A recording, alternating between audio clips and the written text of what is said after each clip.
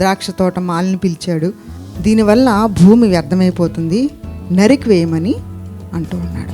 ఆ చెట్టు వలన ప్రక్కనున్నటువంటి ద్రాక్ష తీగలు కానీ లేకపోతే పక్కన ఉన్నటువంటి ఆ మొక్కలకి ఈ వేర్లు వెళ్ళి దాన్ని కూడా ఫలించకుండా చేయడానికి అవకాశం ఉంది కనుక అంటున్నాడు, దీనివల్ల భూమి వ్యర్థమైపోతుంది కనుక దీన్ని ఏం చేయమంటున్నాడండి, నరికివేయము, దీనిని నరికివేయము. చాలా కఠినమైనటువంటి నిర్ణయాన్ని తీసుకున్నాడు.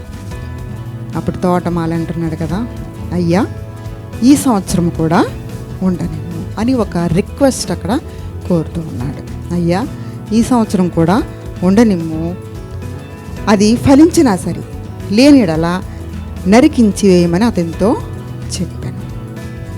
ఒక రిక్వెస్ట్ అక్కడ కోరుతూ ఉన్నాడు. ఒక్కొక్కరిని ఒక్కొక్క ఉద్దేశంతో ఆయన పుట్టించడం జరుగుతుంది. ఆ ఉద్దేశం మనం తెలుసుకొని ప్రార్థనాపూర్వకంగా ఆ ఉద్దేశాన్ని నెరవేర్చే వారంగా ఉండాలి.